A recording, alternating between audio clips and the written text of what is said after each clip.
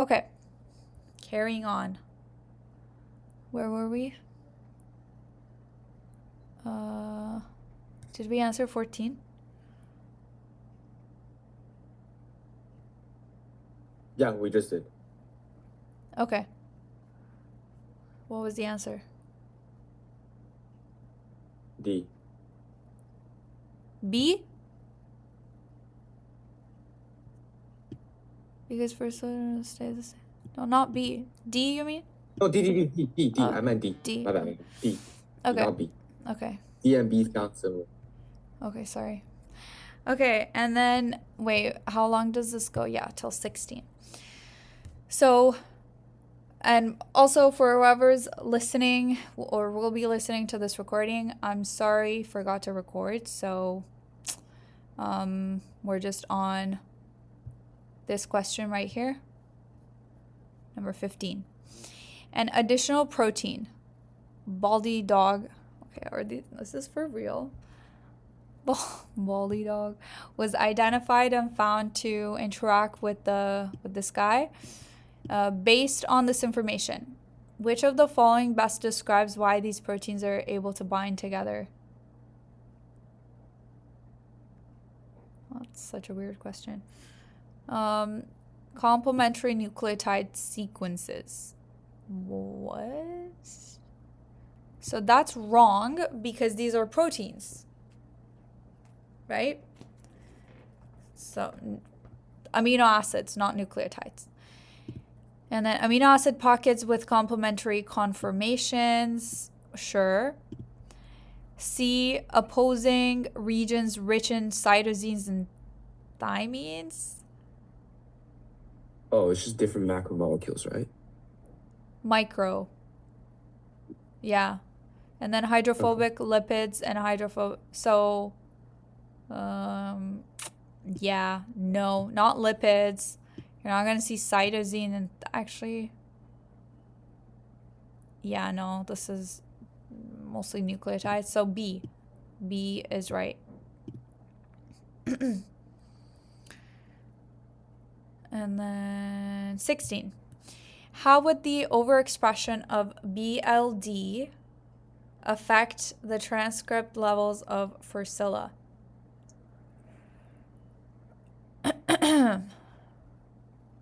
So, additional protein was identified and found to interact with this guy. So, let's look at the options here. Fursilla transcript levels.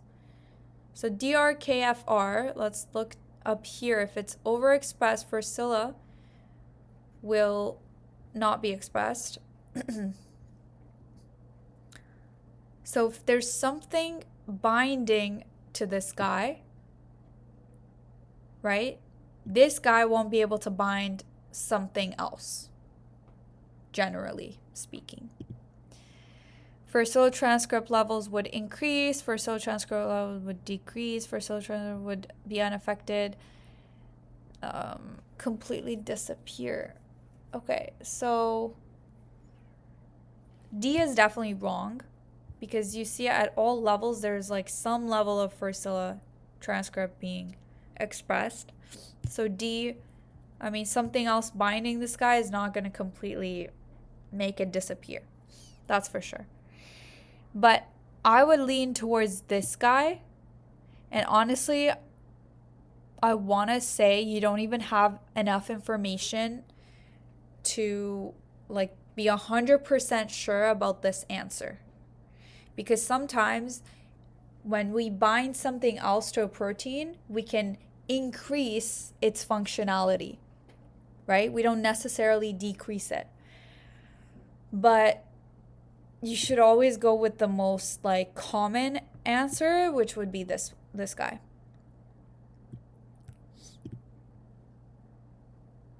And your like justification should be BLD would bind DRKFR, which then won't be able to inhibit. Clearly up here it's inhibiting the production of Fursilla transcript. So if something is bound to this protein, then this protein can't go and inhibit the expression of Fusilla. So that would be your justification for that answer. Okay? And like similarly, if the question said BLD binds this guy, LSFR, what would be the outcome?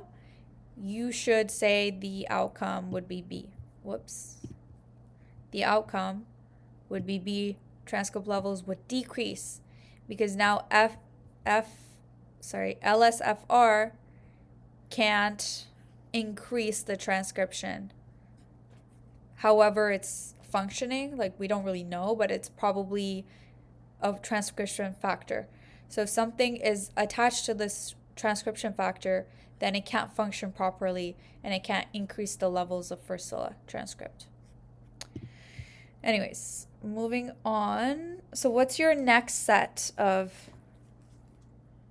questions here? Oh, you have it in the chat. Sorry, let me look at the chat. I have to write these down. So 20 onwards. Write this down.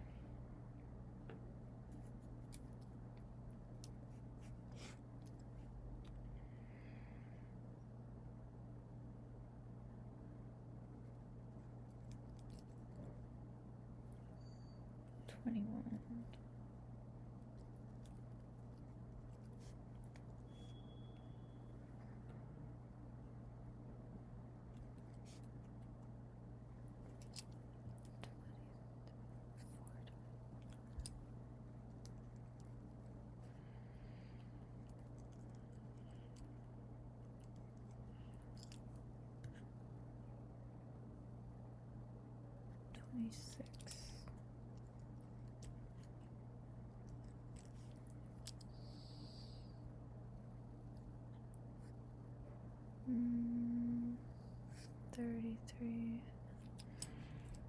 28, 29.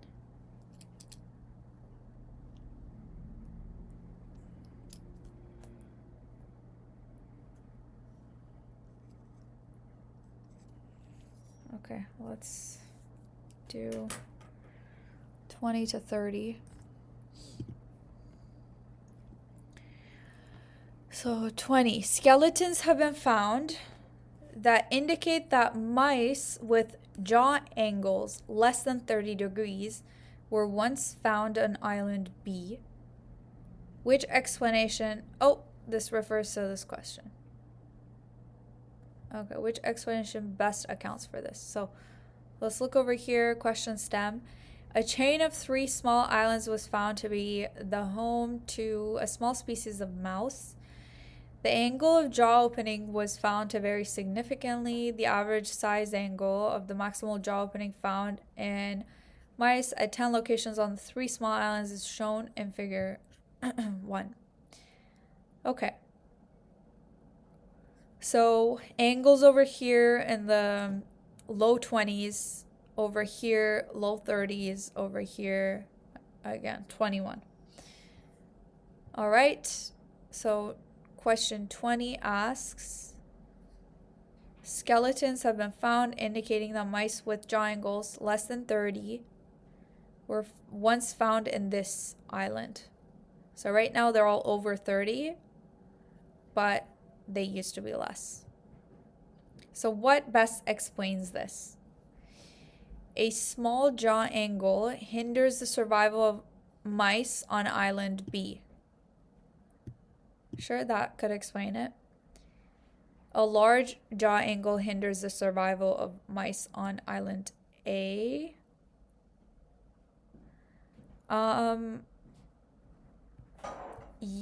Sure, that could explain the jaw angles for island A, but it has nothing to do with island B, right? The question is talking about island B. So even though this might be true, it doesn't answer the question. And then a small jaw angle encourages the survival of mice on island C. Again, this is about island C. so doesn't answer the question. And then D, a large jaw angle encourages survival of mice on island A. Again, no. So this one is the answer. And then 21. Which of the following statements best supports that the jaw angle at island B changed via punctuated equilibrium? Fossil evidence has shown that over time, the jaw angle on island B slowly increased. Fossil evidence has shown that the jaw angle so slowly increased. That doesn't show punctuated equilibrium, which, I mean, punctuated equilibrium is like a sudden change. So slowly increased would not be the answer here. Fossil evidence has shown that the jaw angle of the mice on island B increased very quickly. Yes. Fossil evidence shown that over time slowly decreased. Well, clearly it hasn't decreased. And then evidence showed that jaw angle island B fluctuates over time. So that doesn't explain punctuated equilibrium. Neither does this one, nor this one. So it's B. Okay, so that was 21. Let's see, 22. A scientist studying osmosis placed 6 similarly sized pieces of potato in sodium chloride solutions. So that's salt solutions of different concentrations, and then measure the percent change in mass. So right away, you guys should know that this experiment is about how much water the potato absorbs or releases. Okay? If it absorbs water, and this is due to the different osmolarities between inside the potato versus outside in the solution. So if there's higher concentration inside the potato, then water would move which direction? Can someone tell me? Wait, are you able to repeat that again? Yeah. If there's a higher concentration of solute inside the potato versus outside, which direction would water move? Water will move in. Good. So what's going to happen to the mass? Decrease? Sorry? I mean increase? Increase. Good. And vice versa. Right? So if the solution has higher concentration, it's going to pull water from the potato, and the potato is going to decrease in mass. Okay. So what's the question? The percent change in mass is closest, and we can look at the data here, right? The sodium chloride concentration, when it's low, it means compared to the potato, right? The potato has higher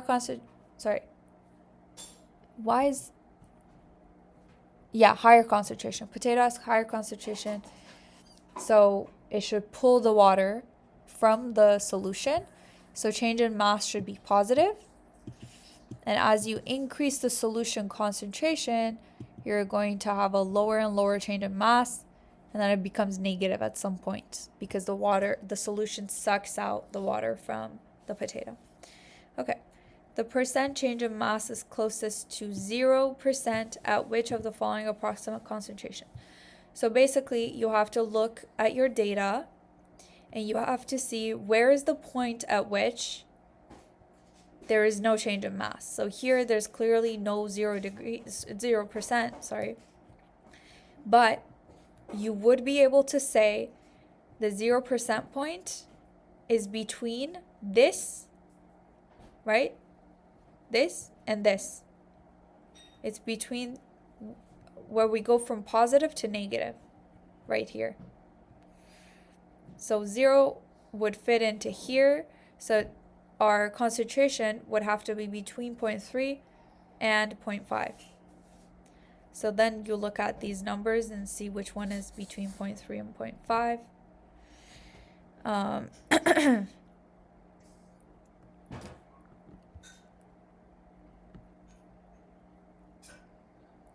which is none of these. Sorry, none of these, right?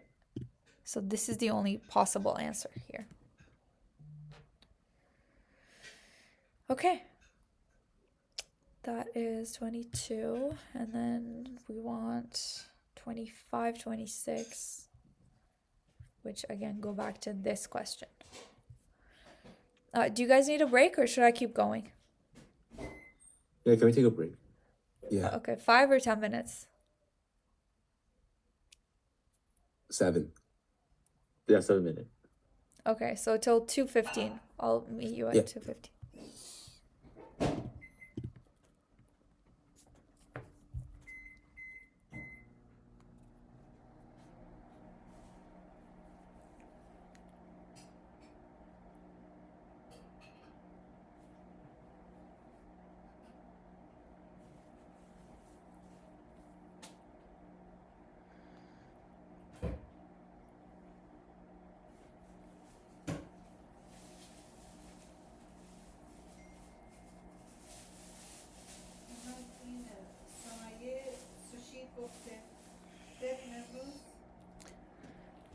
ساعت چند؟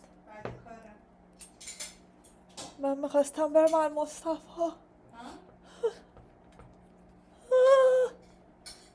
میخواستم برم المصطفى.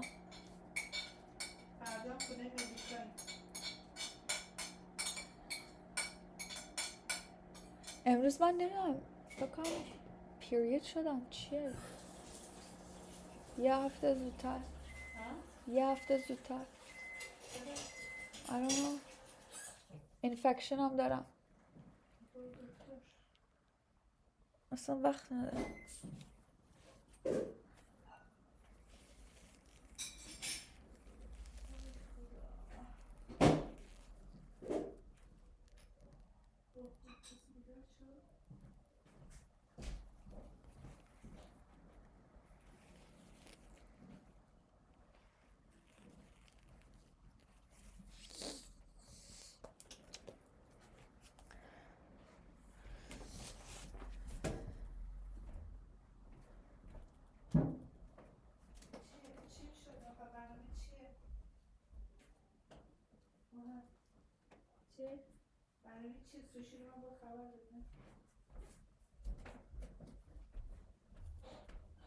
بعد ماه رمضان نمیتونه بندازه؟ یه هفته دیگه؟ آره.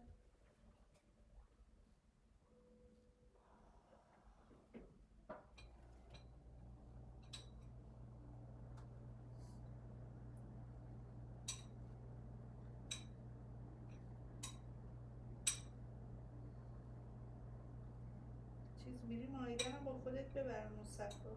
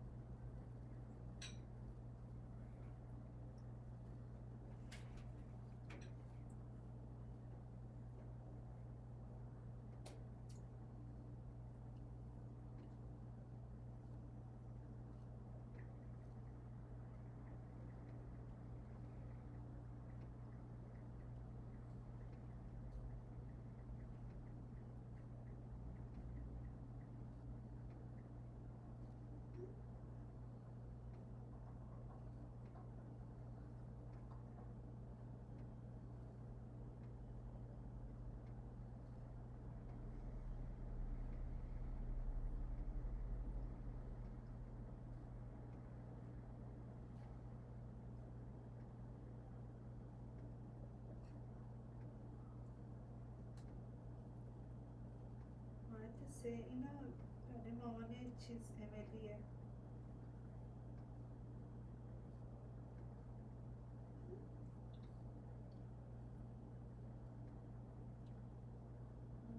که میخواد اینا ماشالله زرتی میره کوریا. کی؟ پایین. داره دردمندی میشه درست میکنه. را میبره لایسنسی ایمیل میزنی کاش از حیث بچه ها رو نمیدادی ماما چرا اینا میگی؟ How does this fix anything? تو من میگفتی از بچه ها رو من یه اسم دیگه میدادم اسم آسکر رو نمیدادم تو من نگفتی که هر کاری میکنی با من مشورت کن آره هر کاری میکنی با من مشورت کن من اسم یکی دیگه رو میدادم مامان اگه این کارو میخوای بکنی اصلا برای چی نیازی هست که به اینا بگی؟ ها؟ به کی؟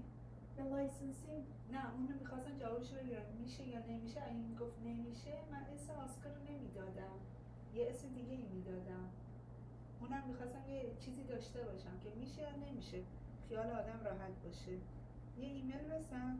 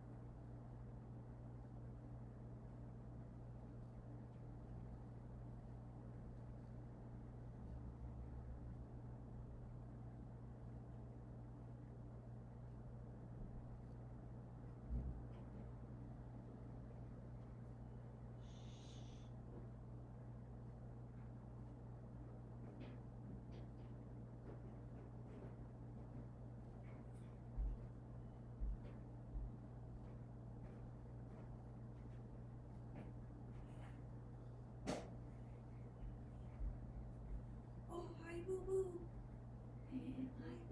یه ایمیل سریع بزن تا این جواب به ما بده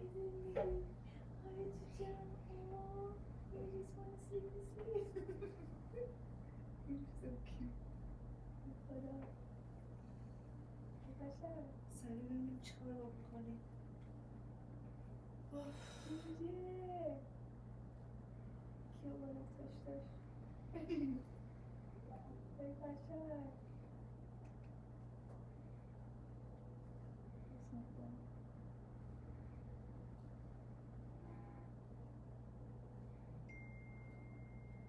این به نتانیاهو مرده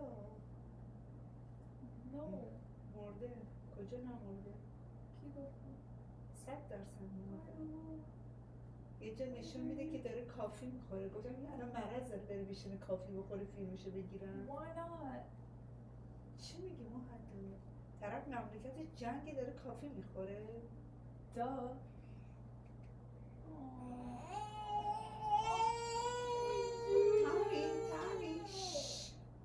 تامی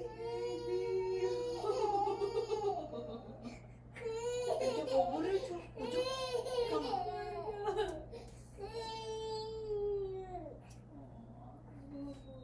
مسخره برو من میخوام غذامو بخورم تامی بلم کن بذار رو پاد.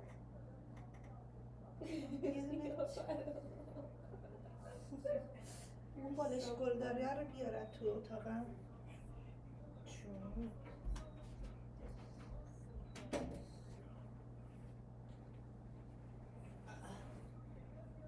تب نداره؟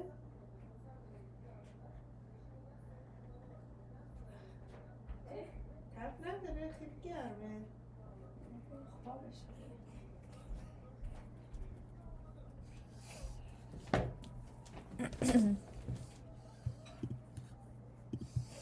Okay, come back, guys. All right. Question, what was next? 24. Let's read the question stem. Proteins often need the equivalent of a shipping label so that they can be sent intracellularly or extracellularly to the correct location. These labels are typically found in three forms: signal sequences, target signals, or localization signals. A signal sequence is a stretch of hydrophobic amino acid residue that is only located within polypeptides destined to fold into either extracellular proteins, intermembrane proteins that will anchor to the cell surface, or proteins that will be members of the secretory pathway that packs and ships things towards the cell surface. So when you're reading these, it might be hard to keep track, okay, of what's being said. So I personally, if I were to read this, I would write on the page, I would go in and right away say signal sequence is either, so you can say it's hydrophobic amino acid within polypeptides destined for extracellular, intermembrane, cell surface, and then what else? Or proteins that will be members of the secretory pathway that packs and ships things towards the cell surface.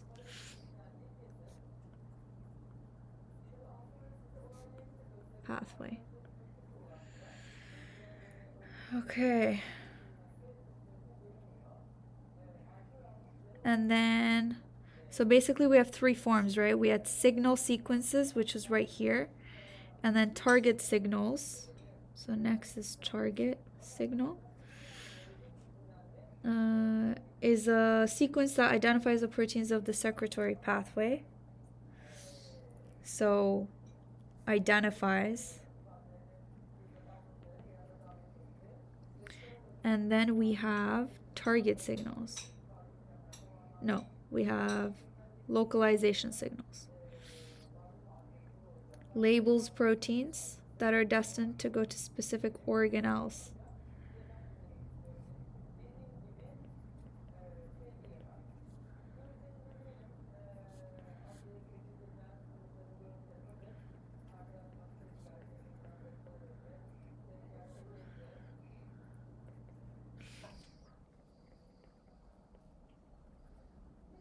Okay.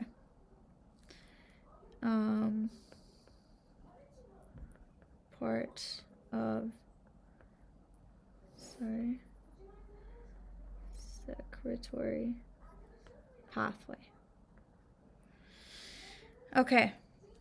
And then the label below shows 7 eukaryotic proteins, and the sequences have been identified in each. Okay, now I don't have, actually, I'll look that up. So, sequences identified within eukaryotic proteins. We have the protein, and whether it's a signal sequence, targeting sequence, or localization sequence. So as you can see, the targeting sequence, which is for secretory pathways, has to be mutually exclusive from localization signal, because this is for localization signal. It's anything that's not part of the secretory pathway. So these two things are mutually exclusive. They cannot be the same. So as you can see, it's either this guy or this guy. You don't have an X on both of them. Okay? So this all makes sense. And then let's look at the question. It was question 24. One of the proteins was found to be a receptor for a large protein that is produced in the brain and travels through the blood until it can dock at the target cells that it stimulates. Which of the proteins is likely this receptor? So, one of the proteins found to be a receptor that is produced in the brain for a large for a large protein that's produced in the brain and travels through the blood until it can dock at the, okay, that it stimulates. So let's look at our receptors. So it's not going to be one of these. It's not going to be a target sequence, and it's not going to be localization, because this is not part of the secretory pathway.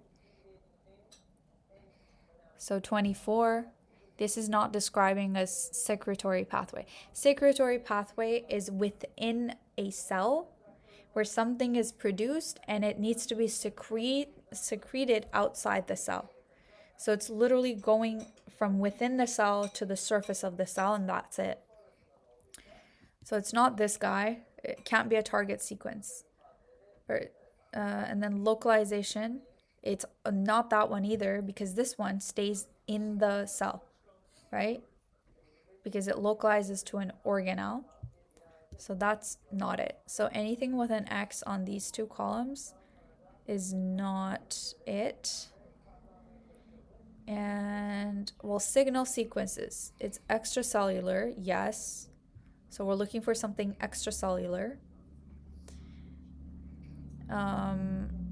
Actually, no, we're not looking extra. We're looking for cell surface, right? Because dock at the target cells that it stimulates. So if it's going to dock at the cell, it has to be expressed at the cell surface, right?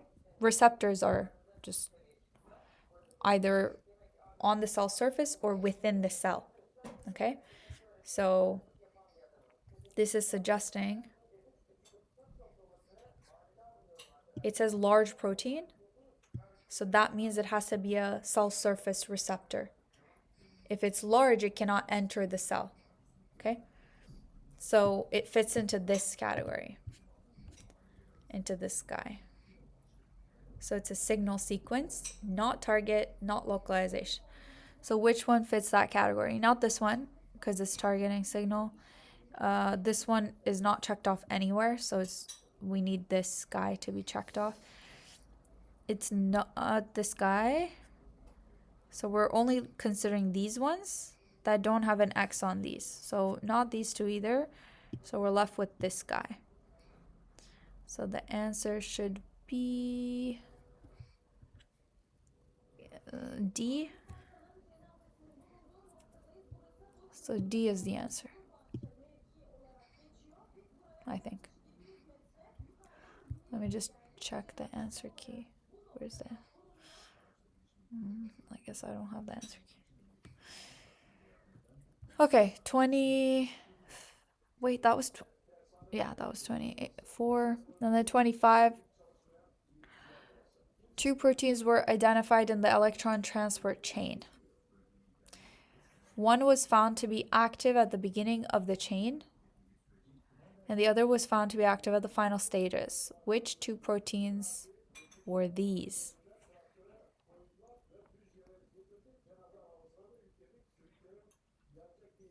Okay, so clearly this is an organelle one, right?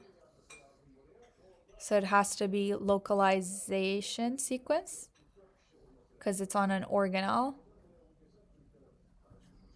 I actually don't like this question because mitochondria has its own like DNA. So yeah. Well, anyways, you have to regard this as a localization signal. These 2 fit the description. Nu8 and LNACT. So B. And then number 26. If a scientist was hoping to isolate and purify Hazel 2, which of the following techniques would they use? So what is Hazel 2? Nice. Okay, so it's none of these.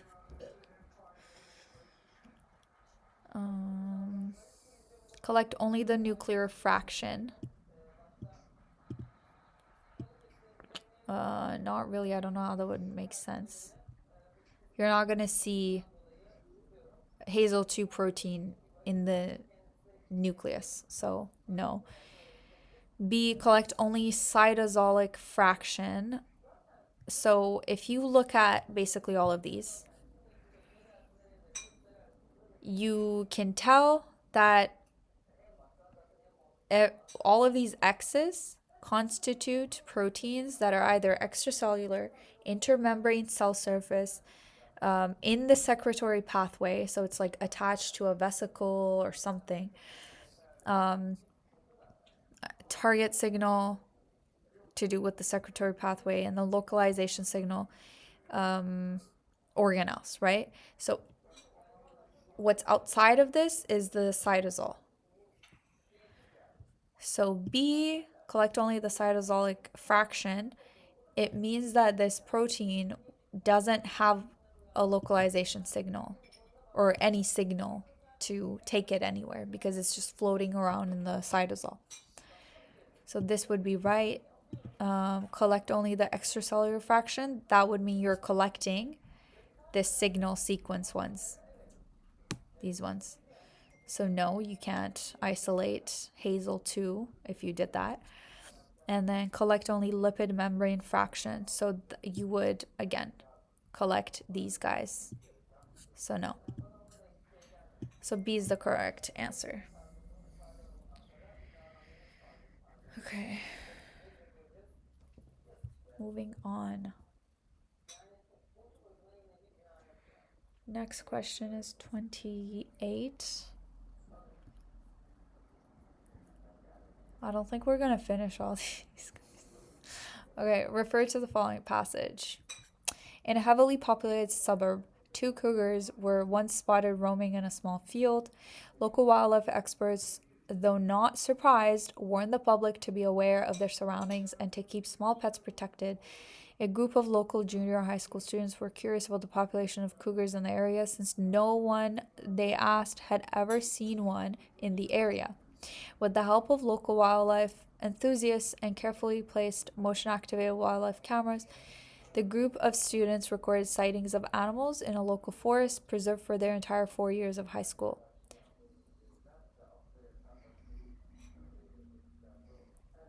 The results are shown below. Okay. Number 28. So let me just look at the results. Annual sightings. So this is, what is this? Raccoon. We have cougar at the very bottom here. Like 0. Okay. I guess this is to show that, like to zoom in to this data over here. Okay. 28. Although the data is limited, which of the following populations is the most likely to be a primary food source for the cougars?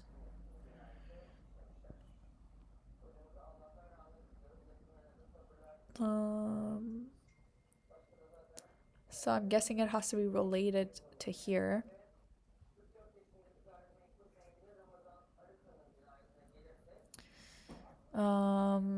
Basically what you're looking for is a similar trend.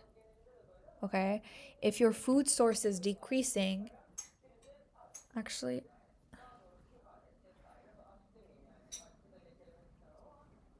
yeah. So the loss of cougars could be due to the loss of its food source.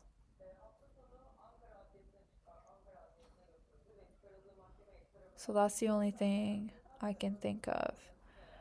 Because the other way you can think about it is, yeah, the other way you could think about it is if cougar decreases, then the food source could potentially increase, right? Because it's not being eaten. But I don't see that trend here at all. I don't see like an increase in any of these populations. So you're going to have to think the other way around. Like the food source decreased, which is why the cougars decreased. And that looks like the deer. The deer have decreased like that. Also the raccoons, but they actually kind of increase at some point while the cougars are decreasing, so that doesn't really correlate. So I would go with deer. So B here. And then we have 29. Which change will cause fewer skunks to be sighted in the future? Okay. An increase in the number of cougars. An increase in the number. So, wrong.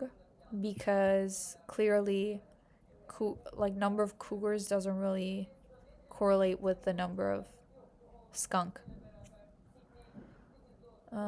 Increase in the number of raccoons, increase in the number of deer. I don't think any of those are correlated. So it's impossible to make this determination. I think that's the only reasonable answer here. Okay.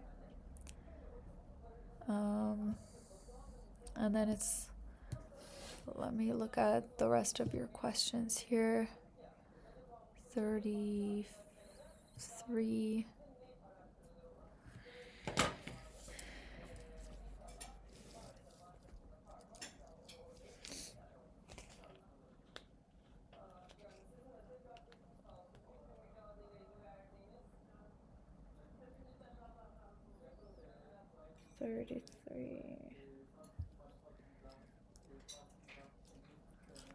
There's 34. 35 there's.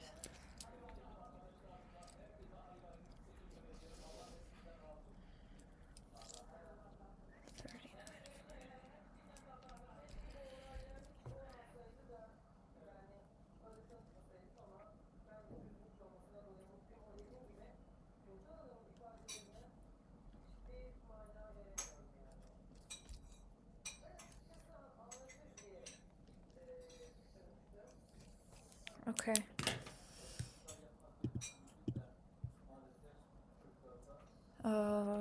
Next is 33. All right, refer to the following passage. A certain gene has been identified on chromosome 2 in a species of butterfly. The mRNA transcript has been found to be this many base pairs in length. A portion of the transcript is shown below. The area shown in gray is part of a known ribosome binding site. So this is the mRNA. The ribosome will bind here. Okay.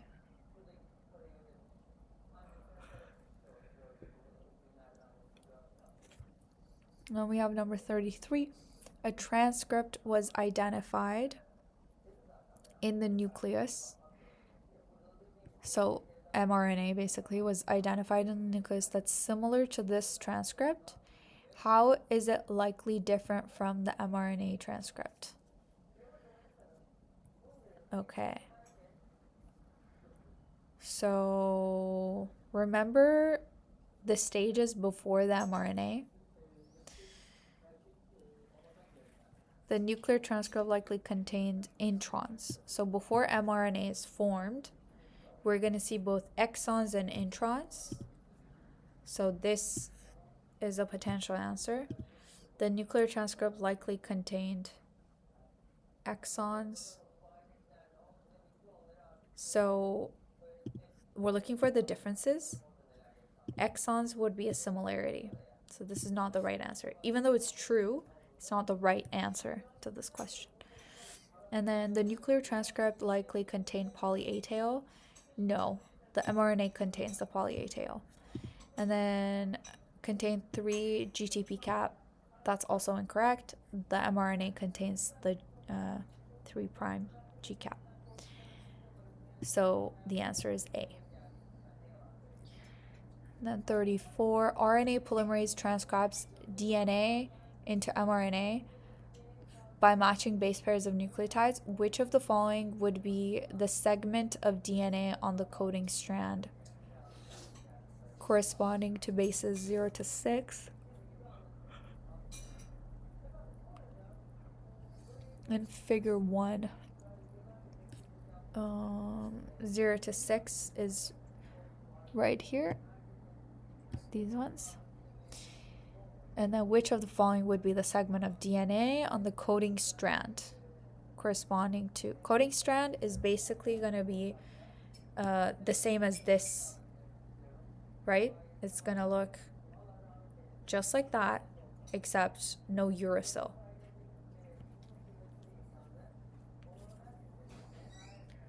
This is 34. So, yeah, instead of uracil, you should see thymine, which is going to be this guy, B.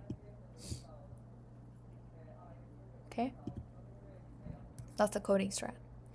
If it asked for the template strand, that would be anti-parallel of this, and it would be the opposite, like complementary basis. So instead of U, you'd have A, and instead of 5 prime, you'd have 3 prime. So template strand is this guy. It's the template strand. This is the coding strand. Whoops, why did I do that? Okay. And then 35. Where on the strand shown in figure 1 is the transcription factor likely to bind? So this is an mRNA.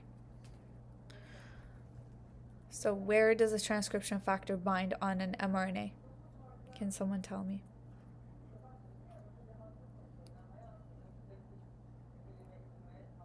Isn't it upstream? Like, Do transcription factors bind mRNA at all? no. No. That's only for transcription, not translation, right? So they only bind DNA, not RNA. So this should be the answer. D. Okay. The bases, like, this doesn't make sense. Base is negative 20. It doesn't make sense. Okay. It's literally saying bases that aren't there on an mRNA. Like, no. Okay, and then there's 36. In a small ecosystem, so this is a different question. In a small ecosystem, it is estimated that producers equal approximately 2,987 grams per meter squared of biomass. What would be a good guess of how much biomass is found within secondary consumers? So do you guys remember the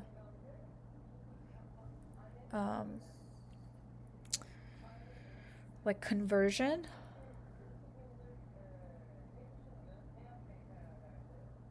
So this is producers, right? This is producers, so that's the bottom.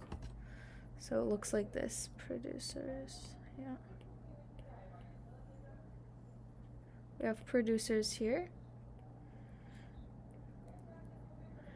And then we're gonna have, what is this? Primary consumers. We're gonna have secondary consumers. This is talking about secondary consumers. So each time we go up, it's 10 to the negative 1 less.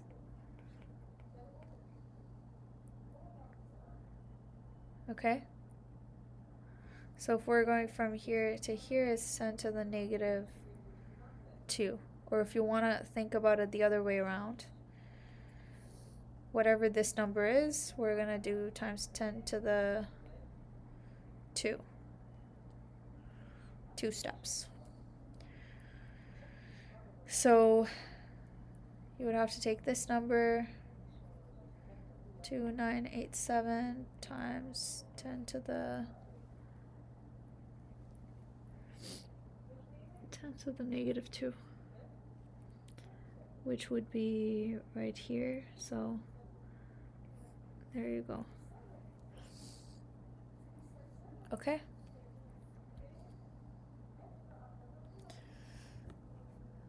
Next one. 37 to 40. So all of this. Okay. The enzymatic catalysis of a reaction essential in the production of dog saliva is mediated by the protein ARC. This guy. So ARC is a homodimer. Homo means the same. Dimer means there's two of them. So it's basically made up of two proteins that are identical, with each subunit being this many amino acids. Figure 1 below indicates a modular structure of the homodimer. 3 positions are indicated on the model. Position A is the active site.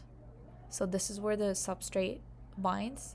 Position B is a region known to have a large number of nonpolar residues. So it will probably bind anything that's nonpolar, that's hydrophobic. And position C is known to have a large number of charged residues. So this is going to interact with aqueous environments. Okay, 37. A mutation is discovered in the gene for ARC that converts positively charged lysine residue, so on site C, into negatively charged glutamic acid residue. This single change directly impacts the location where the substrate to ARC attaches. Okay, so it could actually be position A then. Which position is likely affected? So if it impacts where the substrate attaches, it's going to be position A. Okay, it tells you. And then 38, which of the following is position B most likely to assist the protein with? B. So anything that's like, I don't know, embedding the protein into a membrane or something like that, like aggregating with non-polar residues, something like that should be the correct answer. So let's see, stabilization of the substrate into the transition state during catalysis. No, this thing does not interact with the substrate, so that's not the right answer. Transportation of catalyzed cargo from the nucleus to the mitochondria. We don't have any evidence for this. Creation of a homodimer through catalysis of homodimerization. Site B is not near this interactive site between the two dimers.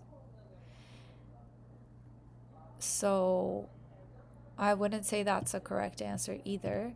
Attachment to the membrane by embedding into the phospholipid bilayers. Yes, this would be the answer here. Because B, it says region known to have a large number of nonpolar residues. That means it's hydrophobic. So it's going to embed itself in a membrane or something. And then 39. Which of the following statements best predicts the effect on the protein structure if the subunits of the homodimer fail to attach? So right here, if this position fails to attach, what happens to the protein structure?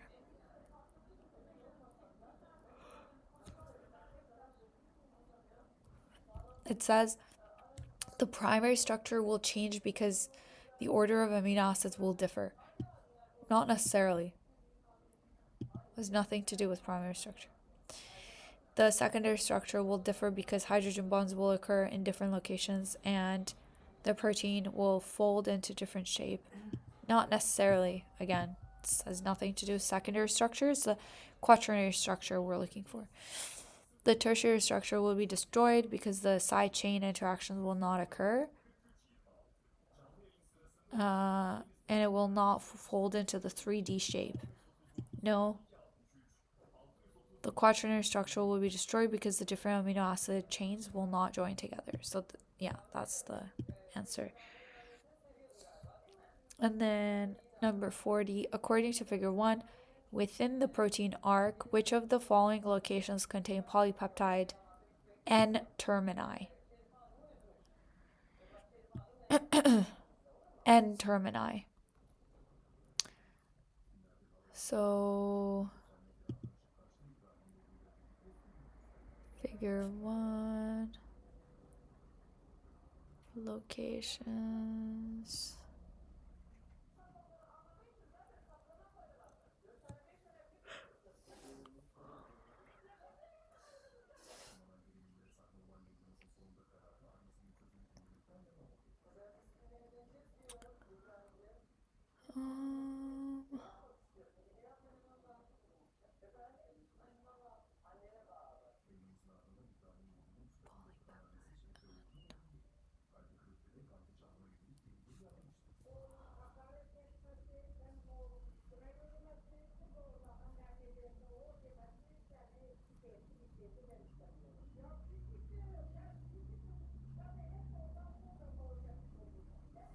Honestly, I don't know how you would determine that.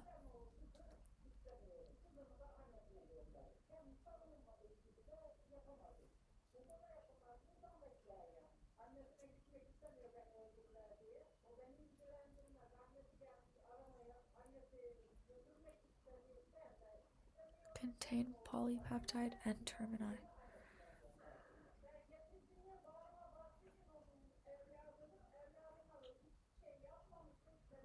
What?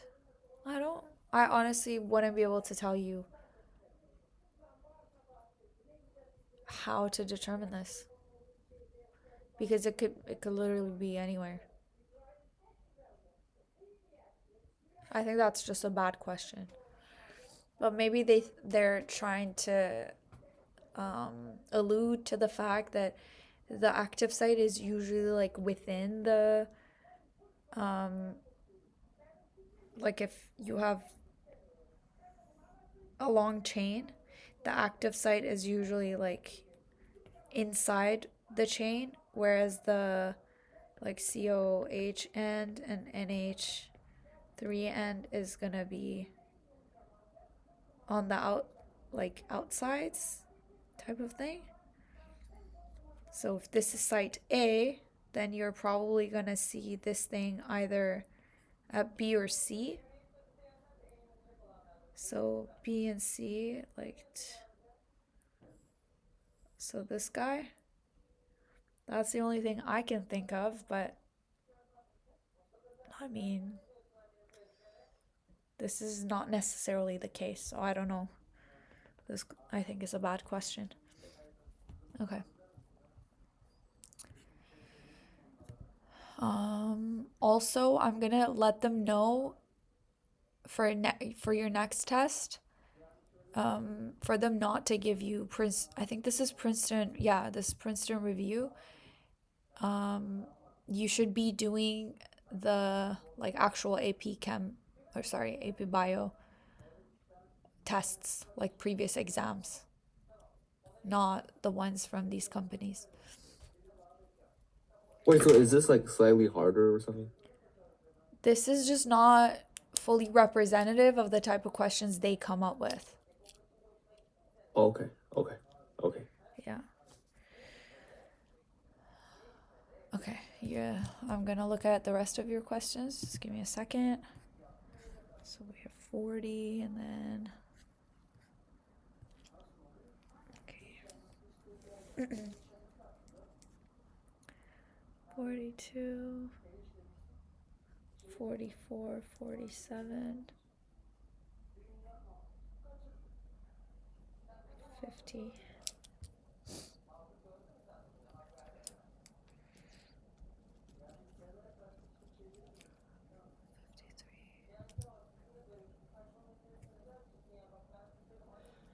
55, 56.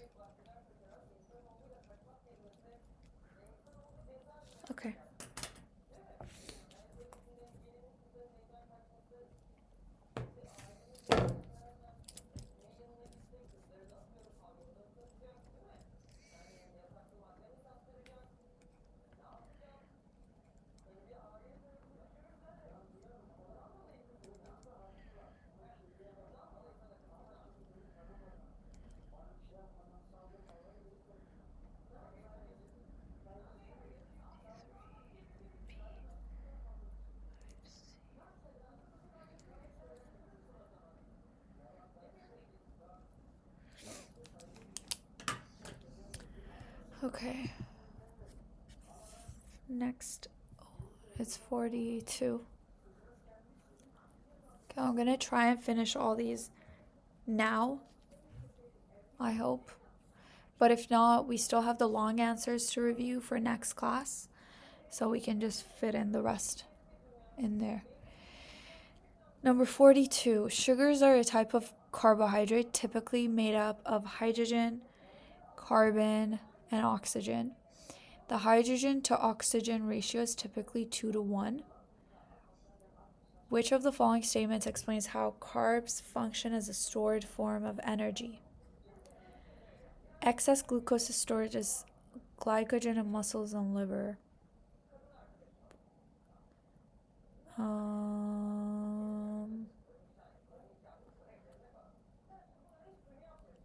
Which of the following explains how carbs function as a stored form of energy? Okay. Maybe. Glucose is broken down during photosynthesis to act as energy source. No, that's like not a good answer to this question. Like photosynthesis is a method in creating glucose.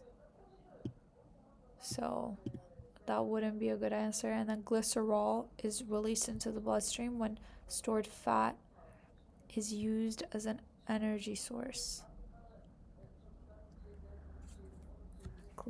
When stored fat.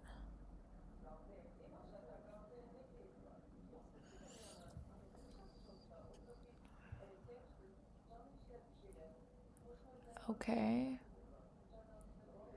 That's true. Glucagon is a hormone that stores excess energy in the pancreas. Okay, so I would go with these answers are kind of difficult actually to decipher, but what you're looking for here is, again, I don't like these questions. I don't really like Princeton review questions, but here it's saying explains how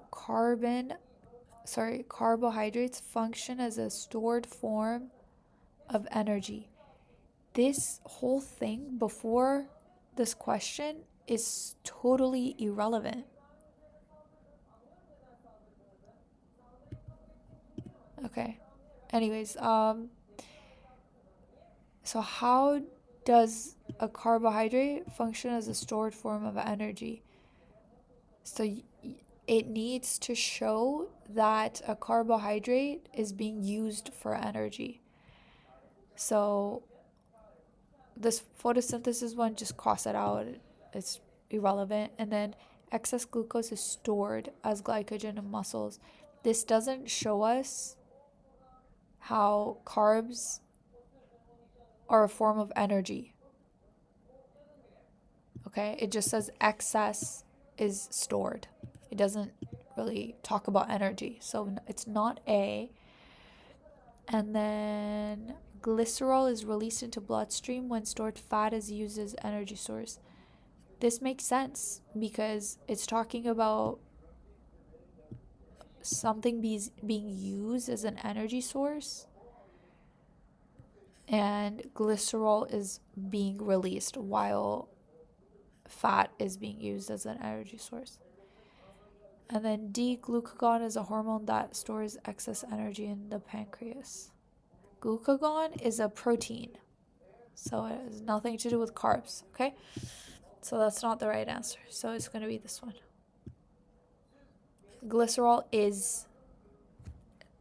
looks like this. It's a 3-carbon. It's a 3-carbon carbohydrate.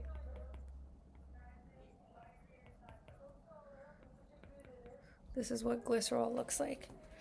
And these are carbons.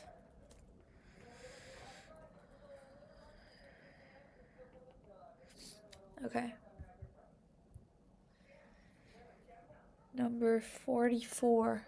Which of the following could not be represented by figure 1?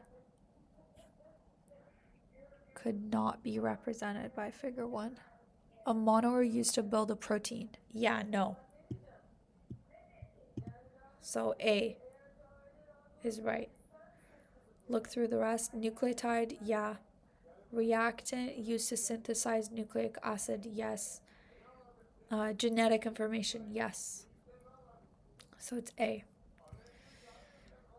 And then we have 40. What time is it? Okay.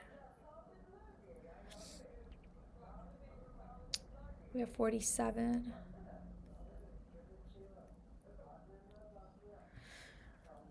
I'll try to do this one quickly. Nettle has been discovered native to a nation that produces tiny flowers come in 2 colors, white and pink. The petals of the flowers come in 2 varieties, ruffled or slotted. After years of studying them, it has been widely acknowledged that both traits follow classic Mendelian inheritance patterns of dominance. The table below shows floral phenotypes in a small garden in an isolated greenhouse, where the dominant phenotypes are the most plentiful, and researchers assume the population is in Hardy-Weinberg equilibrium. And then 47. A cross is performed between one nettle that is known to be heterozygous for both traits and a nettle that is pink or ruffled.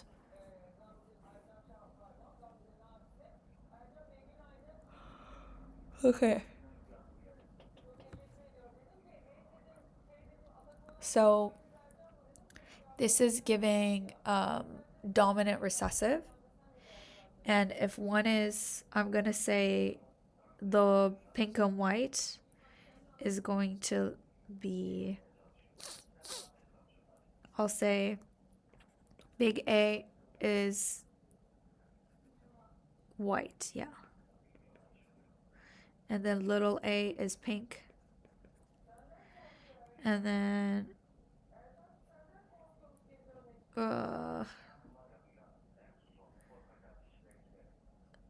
big B is slotted. And then little b is ruffled. Okay. This cross is a heterozygous AABB being crossed with pink and ruffled, right? Okay, so that means it's AABB, like that. Which of the following would lead researchers to believe the traits are linked? Ooh. Okay. 47. Several white flowers are identified with ruffled petals. So over here you would expect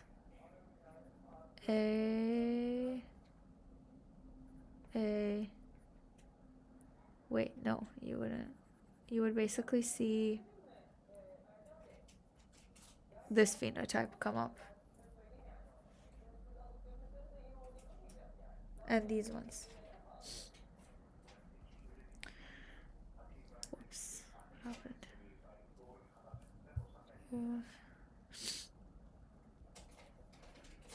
Okay. So nearly all white flowers also have slotted petals. Nearly all pink flowers have ruffled petals. Yeah. Petals are discovered that are both ruffled and slotted. So if you were to do this, you should get a 9:3:3:1 ratio. So this cross gives you this ratio. This one being white, ruffled. This one being pink, slotted. And this is AABB. And this is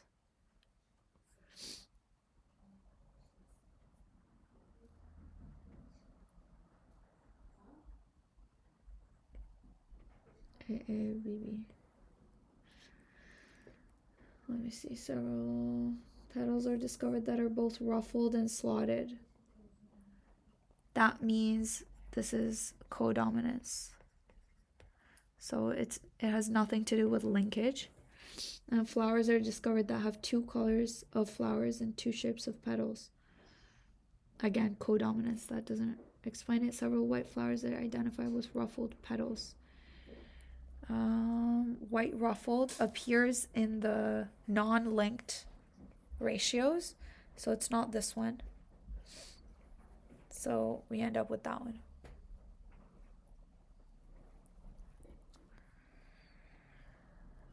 Okay. Then let's see what else you guys